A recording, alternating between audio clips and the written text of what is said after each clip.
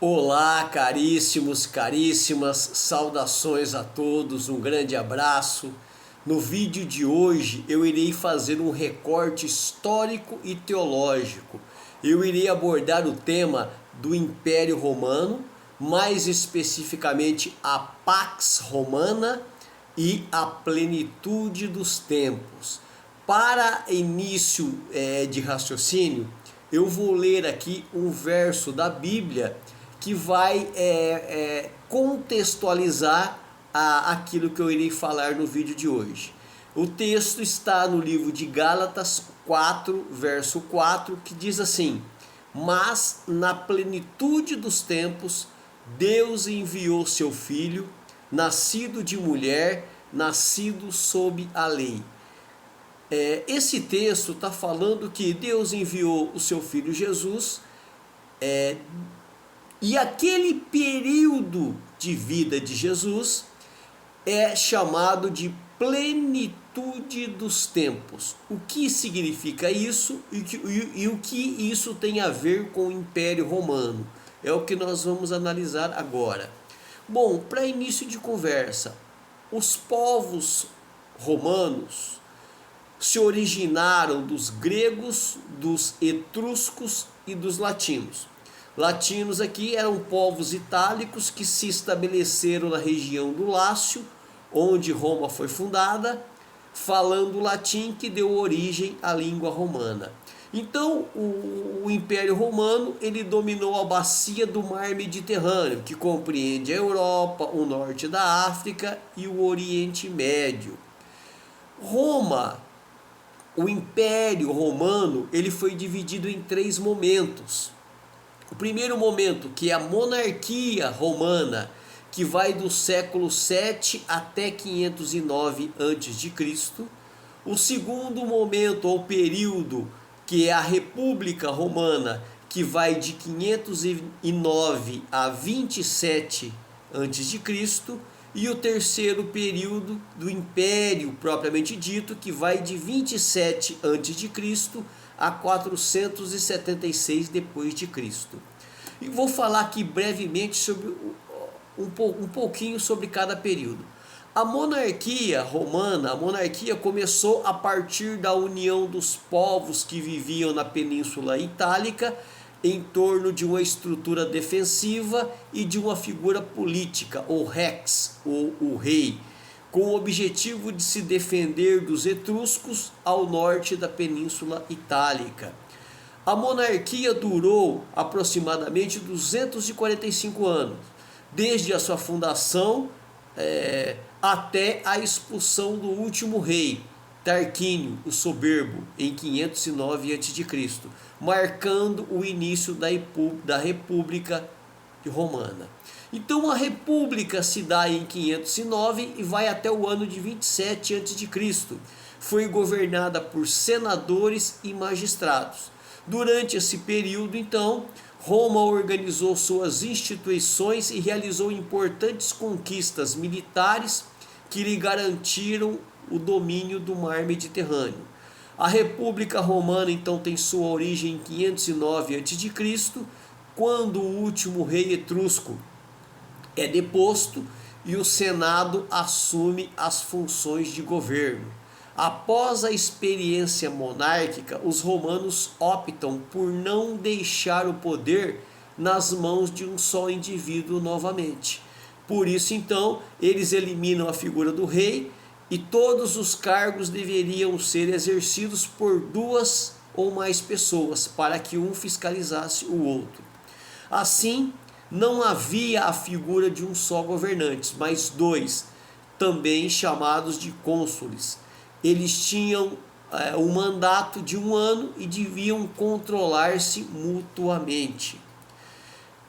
A República Romana, ela tem o fim no ano de 27 a.C., com a expansão territorial romana.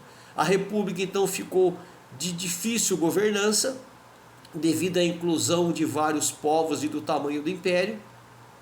Igualmente, a fragmentação do poder não ajudava a tomada de decisões, então os romanos eles buscavam novas fórmulas que permitissem a centralização do poder.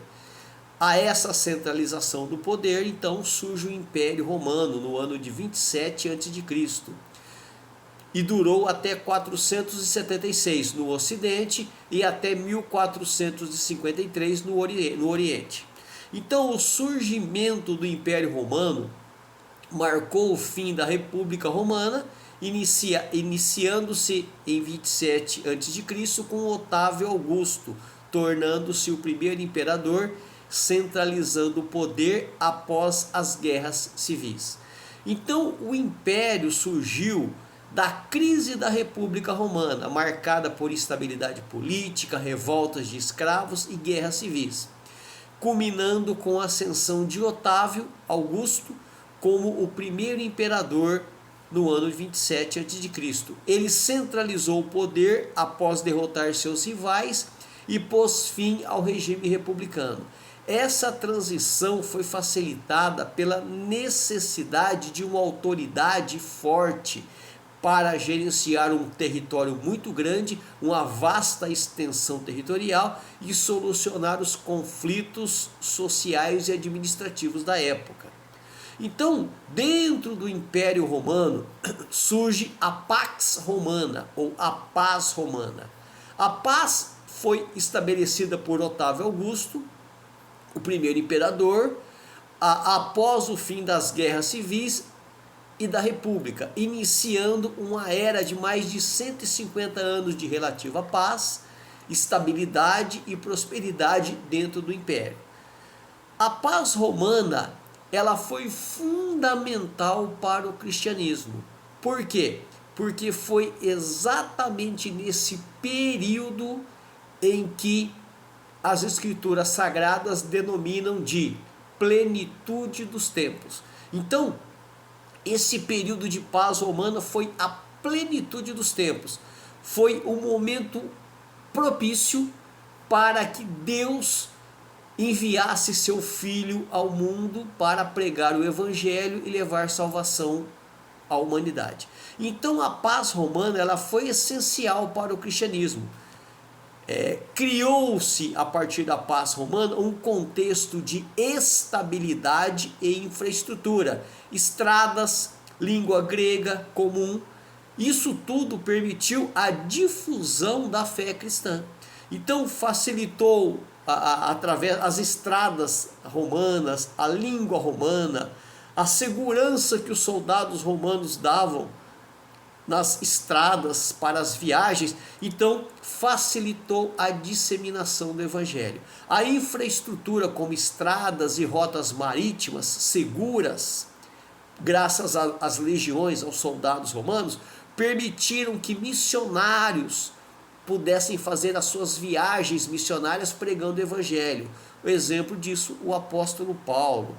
A língua comum, o grego koiné, que era a língua do Novo Testamento, era amplamente falada. Isso facilitou a comunicação e a divulgação do evangelho. A estabilidade política também, a ausência de guerras civis em grande escala, em larga escala, permitiu que a mensagem cristã fosse pregada de forma a ter liberdade de pregar o evangelho em muitas áreas.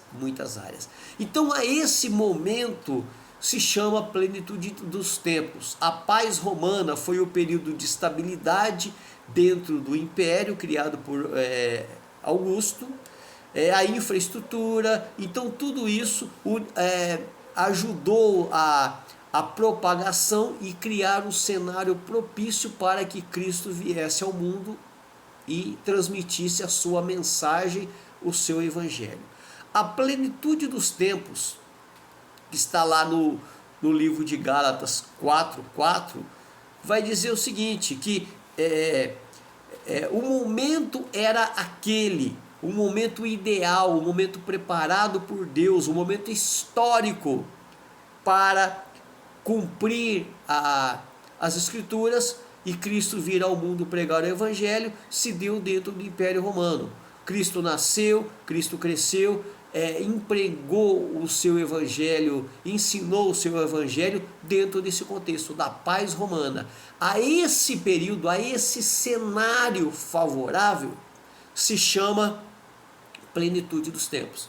O livro de Gálatas 4:4 volta a fazer referência a ele e diz assim: mas vindo a plenitude dos tempos, Deus enviou seu filho, nascido de mulher, nascido da lei. Isso quer dizer o quê? Que Deus está no controle da história.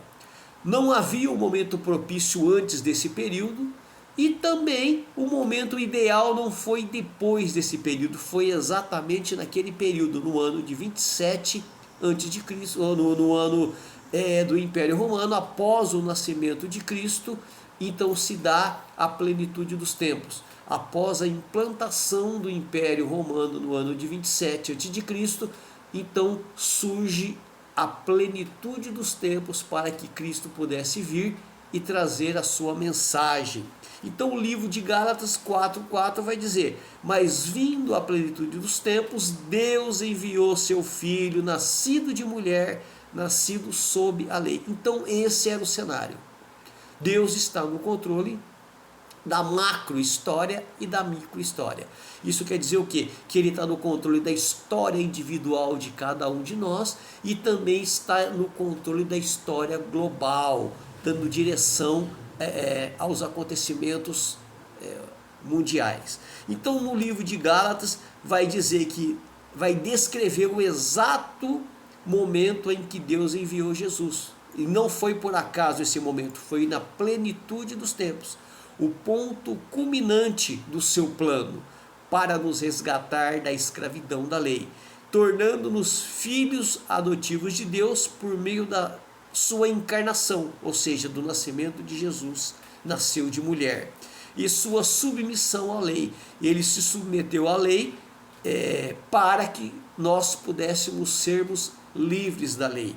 Então o ponto-chave de Gálatas 4:4 é a plenitude do tempo e indica o momento perfeito e planejado por Deus dentro da história para criar as condições necessárias para a vinda do Messias. Outro ponto-chave é este, dentro do versículo: Deus enviou seu filho. Ele afirma com isso a iniciativa divina e a origem celestial de Jesus. Ele não nasceu aleatoriamente, mas foi o envio deliberado, enviado por Deus deliberadamente, com o propósito de salvar a humanidade. Nascido de mulher, destaca a encarnação de Jesus, que ele foi homem, que ele passou pelas mesmas dores que nós, para nos justificar. Nascido sob a lei, mostra que Jesus nasceu como judeu, submetendo-se à lei mosaica para cumprir o que estava escrito nas Escrituras. Então Deus ele está no controle de todas as coisas da humanidade, e a paz romana, o Império Romano e a plenitude dos tempos se encaixam perfeitamente dentro dos planos de Deus. Isaías 55:8 e 9 vai dizer o seguinte: porque os meus pensamentos não são os vossos pensamentos, nem os meus caminhos os vossos caminhos, diz o Senhor. Porque assim como os céus são mais altos do que a terra, assim são os meus caminhos mais altos do que os vossos caminhos, e os meus pensamentos mais altos que os vossos pensamentos. Então, para isso, nós fizemos a análise do que foi a paz romana, do que foi o Império Romano, dentro do propósito de Deus de enviar Jesus Cristo como Salvador do mundo. Eu termino aqui o vídeo, um grande abraço a todos e até a próxima.